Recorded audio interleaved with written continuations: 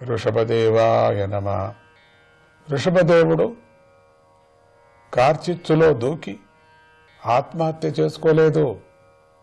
సాధన చేస్తూ ఉండగా తన చుట్టూ వ్యాపించిన అగ్ని నుండి తనను తాను రక్షించుకోకుండా దేహత్యాగం చేశాడు. ఈ భేదాన్ని చదివేవారు అంటే వినేవారు బాగా గమనించాలి. ఆత్మహత్య మహాపాపం. యోగంతో దేహత్యాగం కన్నా గొప్ప పుణ్యం లేదు. అర్హన్ అనే రాజు కోంక, వేంక, కుటక ప్రాంతాలను పాలిస్తూ ఉంటాడు. అతడు వృషభదేవుడి జీవితాన్ని సరిగ్గా అర్థం చేసుకోకుండా ఆయనలాగా ఆచరించి తన బుద్ధితో పాఖండ వేదాలను దూషించే మతాన్ని వ్యాప్తి చేస్తాడు. వృషభదేవుడిలాగానే నేను కూడా అని చెప్పి నేను కూడా అన్నీ వదిలేశానని అవధూతగా ఉంటూ అది ఏమీ అక్కర్లేదు, ఏమీ చెప్పాల్సిన పని లేదు, ఏమీ లేదు, అట్లా ఉండిపోవాలా అని అట్లా బోధన చేశాడు. వృషభదేవుడెవరు? వీడెవడు? సాక్షాత్ పరమాత్ముడు ఆ వేషంలో ఆ రూపంలో వచ్చి అవధూతలకు యోగులకు నేర్పించేటువంటిది. ఆయన అన్నీ చేసుకొని వచ్చాడు కదా. ఆయన అవతారంలో అన్ని వేదాలు యజ్ఞాలు అన్నీ చేసుకొని వచ్చాడు కదా. వేదవాక్యానుసరించే ఈ అవధూతగా కూడా మారాడు కదా. వీడు అసలు కేవలం వేషభూషణం చూసి వాడు తిరిగాడే చూసి ఎక్కడంటే అక్కడ ఉండటం, ఎట్లా అంటే అట్లా పడుకోవటం, అఖండమైనటువంటి ఏదో ధ్యానం చేసుకోవటం అనుకొని వీడు కూడా ఇట్లా చేసుకుంటే అన్ని వేద మంత్రాలు వద్దు, ఏమవద్దు, శాస్త్రం వద్దు, దాన్ని నమ్మాల్సిన పని లేదు, దాన్ని అనుసరించిన పని లేదు, అట్లా అని చెప్పుకొని వచ్చి వృషభదేవుడిలాగానే ఉండిపోతానని పాఖండ వేదాలను దూషించి అంటే వేదాలను దూషించే మతాన్ని వ్యాప్తి చేస్తాడు. మానవులు తన ధర్మాన్ని తాము ఆచరిస్తే వారికి ఏ భయమూ వాటిల్లదు. కానీ కలియుగమందు అధర్మం వృద్ధి చెందుతోంది. అర్హన్ రాజు వ్యామోహం చేత స్వధర్మాన్ని విడిచిపెడతాడు.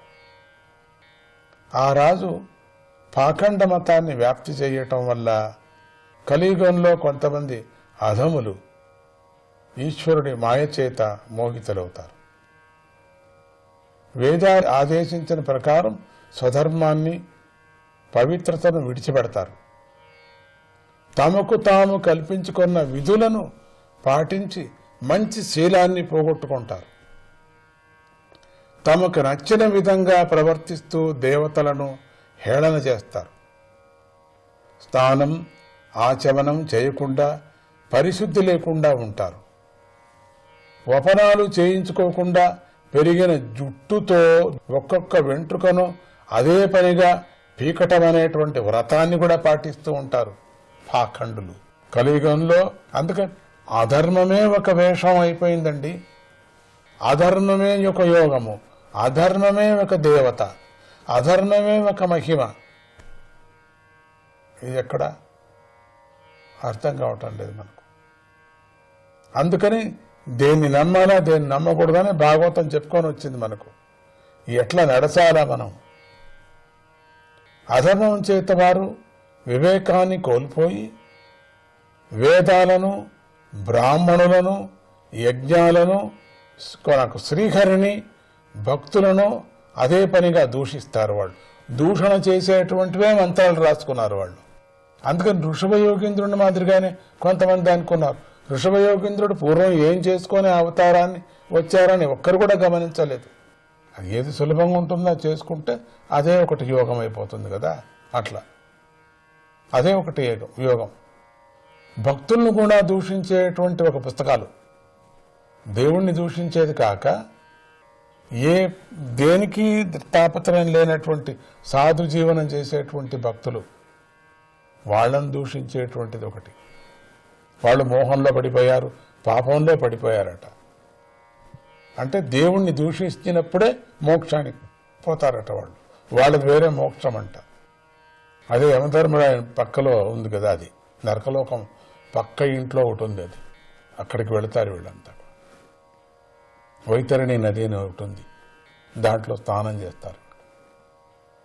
అంటే మురికి నీళ్ళు అని అర్థం.